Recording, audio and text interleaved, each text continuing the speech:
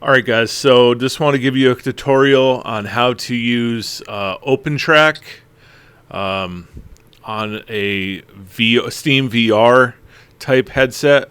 I've done a video on my channel of how to use OpenTrack with an Oculus or a Quest 2 or the Rift. You can watch that video if you have one of those. This video will be for the Valve Steam VR headset. So just come here to input and use the Steam VR. What you're going to do is come over to options here and click on game detection. Press the plus button here at the bottom and guide the link, if you will, to BeamNG.Drive.exe. Find your .exe file. If you don't know how to find the exe file, you can look that up. I'm not going to go through it in this video. All right, you can leave everything else, the output, the same to FreeTrack 2.0. That's by default, and the filter you can leave it by default as well. The other thing you're going to want to change here is the shortcuts. You're going to want to change your center view button to press bind and select any key you want to press for centering your view. It's very important to have that. All right, and let's see. So we'll come here. We'll start the tracking. Okay, tracking is going. We'll close out of that.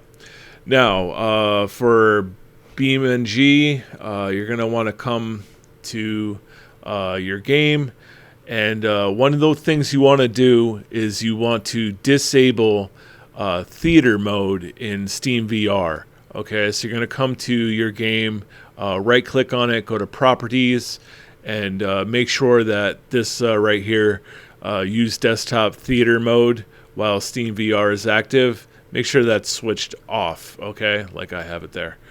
All right, and then you can close out of that, and everything else should be good, and you can start the game. I've tried to use OBS to show you what it looks like in headset. It gets very laggy. But let's see, maybe I can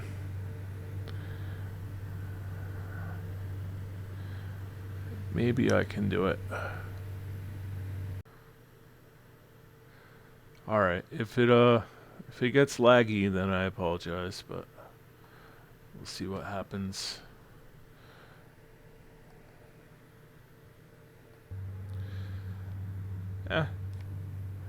Not that bad. This is what I'm seeing in headset, guys.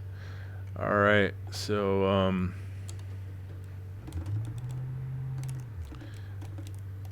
if it gets laggy, then just know that it's not normally like that. If you just play regular style without screen capture, it's really not that bad. It's doing well.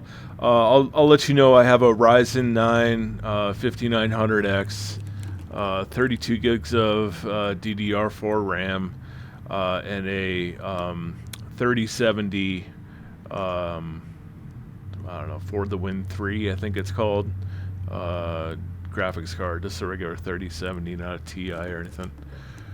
Alright guys, yeah, a little laggy here, but not bad. Alright, so what else can I say? You can also, and this may break the game, but I'm going to try to show you that you can change, you can set a custom resolution, and you can change it to that custom resolution if you have an NVIDIA graphics card. Alright, and this may break OBS, this may break the game. Let me try to get over to it here. So we'll go to full screen, and the one I set is 3840 by 1080. Okay, so we'll try it and go to apply display settings. Okay,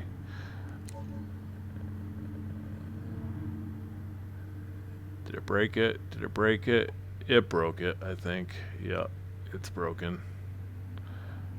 Let's see here. Yeah, it did not like that. All right. Well, don't do that with OBS running, but you can set a custom resolution and you can make your screen much wider. All right. Yeah, the game is broken. If OBS is recording, then just know that that's what happened. All right. All right, so there's one more thing I want to mention that I kind of just learned.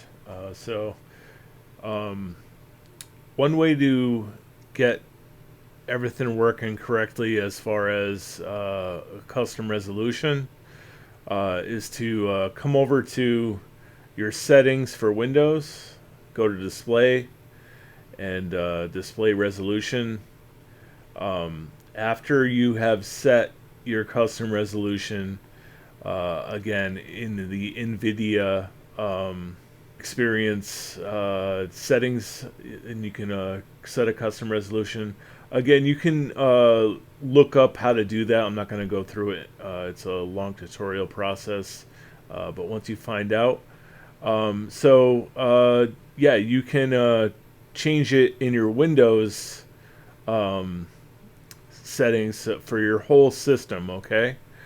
And you can change it back later to your default, maybe 1080p or 1440p, whatever your monitor is. Right now I have it set to that 3840 by 1080.